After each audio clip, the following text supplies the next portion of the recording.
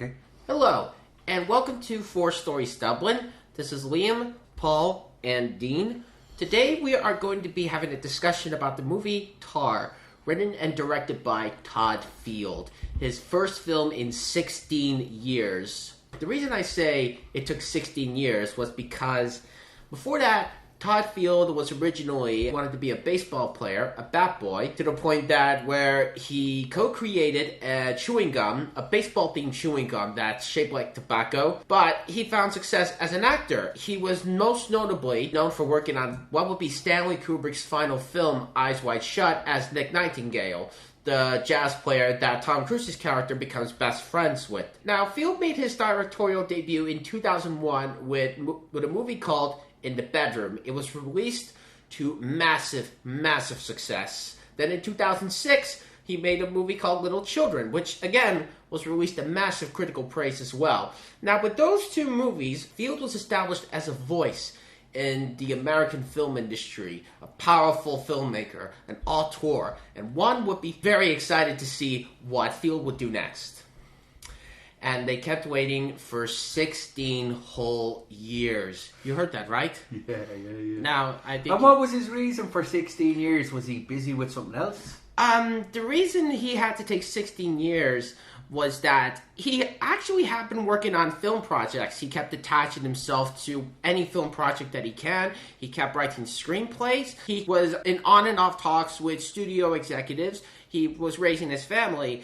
But no matter how hard he tried, he couldn't get another film off the ground. He was even one of the few directors who attempted to do Blood Meridian, which was written by Cormac McCarthy, considered one of the most unfilmable novels of all time. So he likes a hard project. Yeah, his projects tend to be very, very hard and uncompromising. And it wasn't until one studio in 2021 finally told him, you can write and make whatever you want. Yeah. And what he made was Tar. Tar is the story of Lydia Tár, played by Cate Blanchett. Tar is considered one of the greatest composer-conductors working today. And the movie follows her in the middle of her conducting the new symphony. She is hit with allegations that threaten to destroy both her personal and her professional career. Now, with that out of the way, why don't you say we have a discussion about it? One, you've got Cate Blanchett. Yes. Who is such a diverse actress. Like, going back to an Irish film, Veronica Gear, she pulled it off there. She's an amazing actress. Like, we could start going through her filmography, but we wouldn't have time. Yeah. But she's a very good actress, and she commits to the role. You are definitely right. And I would go as far as to say that she is such a powerhouse in that movie. She doesn't just play a character, she embodies the character. Yes, I agree, yeah. And it gets to the point where you start to see her as that specific character. Because Tar is such a well-defined and well-rounded character in the first place. She's willing to be unlikable in it. Yeah. Which I find one of the things with actors, and one of my criticisms of Will Smith is he never wants to commit to being the bastard. It has to be, I'm the bastard, but I'm the bastard for a reason. Where with her, she's just an unlikable for her own character. Reason. Yeah, well, she has her own reasons, but they don't try to give her redemption. They don't.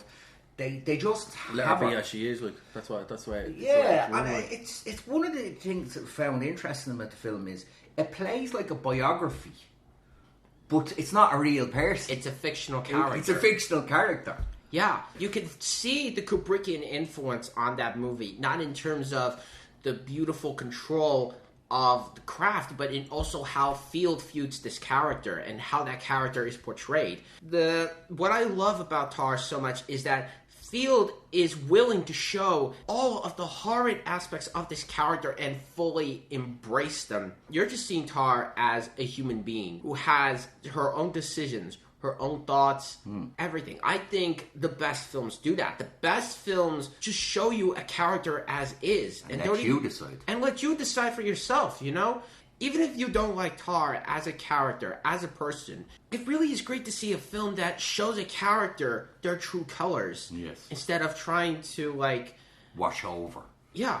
And you know, it's kind of good to have films like that, but some of my favorite films, like the films of Paul Thomas Anderson, There Will Be Blood, films of Stanley Kubrick like Full Metal Jacket and The Shining, those films are not about trying to make a character likable, but trying to make a character interesting. And that's exploring them in a full detail as you could possibly can. But this film brings up interesting concepts. Yeah. And to use, I'll be straight, to use a lesbian woman, because I think there was a lot of influence of people that had been caught doing inappropriate things. Yeah. And the misuse of power. I can make you a star, like. Yes. One of the things is her only defence through it, and that's one thing that's good with the film, is I believe there's a pansexual person and they're talking to her about Bach, and they don't like the fact Bach's music, but Bach as an individual was very untoward. And she's saying you kind of have to separate the art and the artist. And that seems to be the thing. She's a fantastic artist, but she's not a fantastic person. Yeah, it kind of serves as like a commentary on, should you really separate the art from the artist? It's not pretty much just about that, but it's more about the use of power, the abuse of power, like you said, the willingness to conform to the patriarchal system in order to obtain a sense of power, no matter how many morally corrupt things you would be able to do to achieve that sense of power. It's an interesting one, because when you watch the orchestra bit, when she's picking people out, like, I don't want to say, but not Harvey Weinstein was a much worse creature, but people of his ilk, she was picking the people she romantically wanted to be involved in. But everybody, if you look at the people in the background, they know what's going on. But they can't say anything because she's such a big name. Yeah, and you can definitely see that, the romantically involved. When you see the boots of Olga, you first see them in the bathroom. That's where she's first introduced. And you see her after playing the cello when Tár is listening to the score. When she sees the boots, she actively uses her eraser on the pencil. And that indicates that she actually wants her to get into the orchestra, the university that she's in. Mostly because she's looking to do the same with all of the other victims that she had done. See, it comes down to, sometimes her influence in people's lives was beneficial. Yeah. But it wasn't beneficial because she was a good person, and she does use politics around it and the whole lot, and the use of people using movements to suit their own purpose. But she just wants to manipulate people. She seems to be a master manipulator in this. Yeah. She's a manipulator of her own personality at times. Yeah. It kind of asks the question whether or not if Tár was a bad person all along, or if she started off as a good person, but eventually she became this manipulator that we see in the movie. Because she creates the character of Tár. Tár. Yeah, she meticulously creates the character, the image of Lydia Tár, the conductor, while not acknowledging Lydia Tár, the person. The movie trusts you to put two and two together and come up with your own decisions and realize and connect the dots involving what's going on. That's the kind of thing that I really love about this movie. It's a thing of generations as well, isn't it? Like, you have her generation, people were shielded. And the new generation, the exposure. In the old generation, if you were an artist and you were doing things, people would look at the project and look at what it was worth. The new generation believe people should be responsible for their behaviours. And I found the film jarring because there's so much social media in it, and they reference social media. They don't pretend it's not happening, and you see how social media is having an influence on her world.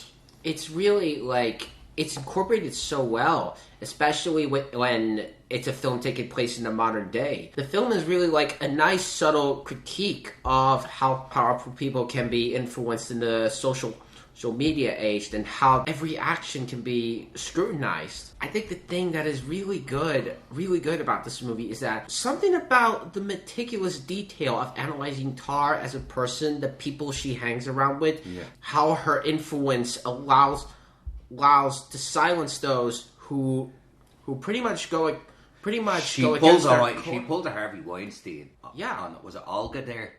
Just Olga, but Krista Taylor, the redhead that you see at the beginning. Yes. Yeah. Like, her life is destroyed by her. Yeah. Destroyed, literally. Yeah. The thing about it is that if Tár was written as a man, Field would treat Tár with the exact same scrutiny. Because Field is not interested in pulling in see, women can be abusers too. No, he's not interested in doing that. It's the dynamic of power. It's the influence of power, the desire for power, the system that enables that kind of power in the first place. There's a question of it. Is she following the form of people that were in power previously to her? That's pretty much a good question. I like to think that she saw this as an example. She see people do it. We see the people. It also brings up the case of cancel culture. Because when you think of cancel culture, for instance, there's people we love their work. But once we saw the reality of them. Of the person instead of the creator. Yes. Bill Cosby. I remember growing up, I watched so much stuff with Bill Cosby. Ghost Dad. Loved it. Loved the Cosbys when I was a kid and And now when I watch Bill Cosby, I don't see this funny man. I don't see this. I don't feel comfortable watching him. Because you now know about him as a person and all of the events that happen come to light. Yeah, and it's interesting, like, and he was American's dad, that way, the guy that sit you down, and now we're going to say, well, whoa. And then cancel culture, like, you kind of say to yourself, like, when we really look into the so-called greats, there's an element of lunacy in the greats. Genius and lunacy are sometimes together. Yeah, they are. And that point is kind of furthered when you see Tár's downfall and the ending. Yes. Well, it was the interesting thing was that when her ending was, we see she doesn't change. She doesn't change. She's already looking at that girl there that she's given the special part for. Mm-hmm. She's already doing the same thing she was differently. She's just doing it away the light. And she's gone from being such a great composer to doing a video game reenactment of the music. Yeah. And, like, at the end, it shows how far she's fallen from, the big stages. They're all in cosplay. That ending is genius. They're all in cosplay. It's great because, like, you kind of wonder, is Tár going to do the same things, build herself back up to power? And her habits don't really change. But when you see the footage of Monster Hunter playing in the background and you see the audience of cosplayers, it really further emphasizes the point on how far she has fallen. How her abuse of power and the influence of the systems around her have gotten her to where she is in the movie. In fairness, it hasn't been a film that's been widely publicised. I think this is a film people will watch at home and find interesting. It's a film that's widely acclaimed. Widely acclaimed. But I would argue you would best see it in the cinema because the images in this movie are so meticulously and beautifully crafted that I was completely in awe. Like, I think we could talk about how much big budget spectacle it looks amazing, and we could argue about whether or not what was the budget on this stuff? It was somewhere around $35 million. Yes, and did Blanchett take a pay cut for this? You could say that. Yeah. But the movie is so good. But that's what I'm saying. Yeah. Like the setups of, like, the apartments she has, like where was her original home to what she had. The setup, the apartments were all cold like her.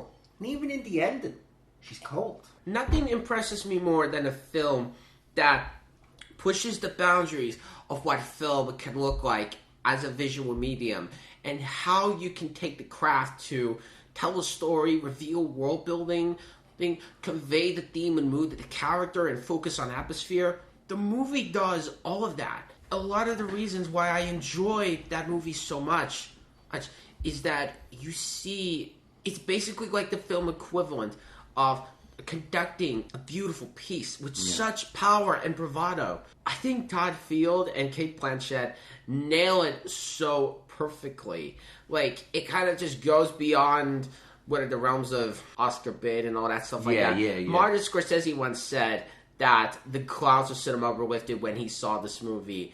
I am going to say this is the kind of movie, this incredibly well-crafted movie that explores sensitive themes in such meticulous detail that the moment I finish seeing this movie, I'm going to look at other movies and say, okay, it's good, but is it Tar good? Well, that's a strong opinion, and when you say Scorsese, it brings me back to the MCU thing. No. And I think not everything should be MCU. Yeah, you're right. But one of the things that brings me back to, if you look at Scorsese's works, they're a character study. Yes, they're a character study. They were always a character study. Goodfellas was a character study with a point of view character, and then their surrounds. Every film King is a of character comedy, study. Everything. Even something like, let's say, The Wolf of Wall Street is a character study. Yes, and he made an interesting point when he did Wolf of Wall Street, was that he didn't actually show the victims because he wanted you to go along for the ride with these people. Yeah, and he wanted you to show... Not that he didn't think these weren't despicable people or anything. No, it's not about that at all. What he wanted you to show was that he wanted you to show all of the ups and downs of the characters and the lifestyle that they've gone through, that they are deliberately engaged in, and the downfall of them at the end. Yes. Well, we'll give recommendations. You're going to give it a strong recommendation, aren't you? You've seen it twice. I'm going to give it my highest rating. I'm going to give it an 11 out of 10. You're going to give it an 11 out of 10. And I think this and Everything Everywhere All at Once, which is a great movie. They're my favorite films of the year. And specifically with Tar, it is such a masterclass in filmmaking and performance and tackling such sensitive issues. Such issues in beautiful detail. The elephant in the room as such. I don't even know if I want to say anything more other than it is such a work of art that I would happily watch it a dozen more times. The movie is such an effective exploration of today's culture and how it's viewed through the perpetrators of said culture. Yes. And it's great to see a film like that with such a refreshing sense of eye, to see it done through a director like Todd Field. Yes. Well, for me, it's not a film I normally watch, I'll be honest with you. Type of film I normally watch. I found it's jarring at points and different things. For me, it's kind of it's an A, but it's a rewatch A. Does it make sense? Because I felt the first watch, I'm not quite sure how I feel about everything. It's definitely the kind of film you would watch again, just to probably understand it, just to finally get it. Yeah. Yourself, where I'd probably give it an 8 myself, to be realistic.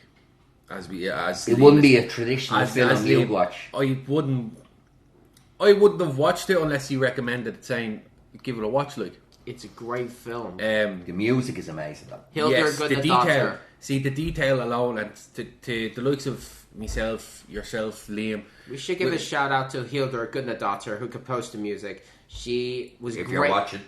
She did great with the Joker music. She composed the music for the sequel to She did the Joker music? Yeah, she did. No. Yes. I love the Joker music. She's even mentioned in the opening of the movie, where Tar is mentioned alongside, in the opening. The Oscars. Yeah. When in the opening interview with the New Yorker, she's mentioned alongside Hildur, Tar. Yeah. It's great. Yeah. So for you love the music, but the rest of the it, detail. the detail. The detail. It was a lot. It was good. It was perfect. It's not what you'd see in a normal day-to-day film. Yes. Unless you have the actual mind span to sit down and pay attention to detail. Yes. Instead of just sitting there waiting for something stupid to happen, it's a good movie to sit down and watch. Like. Yeah. So I think that's our ratings. That's our ratings. We finish off, yeah? Yeah, we'll don't forget to go ahead, Liam. What do people have to do for us? All you have to do is like and subscribe. Oh, and Todd Field, if you're watching, please don't take another 16 years to make your next movie. And hit the notification Maybe button. 16 months is okay. Maybe 4 years. Hit us on the Instagram, Facebook, YouTube. YouTube. 4 Stories Dublin.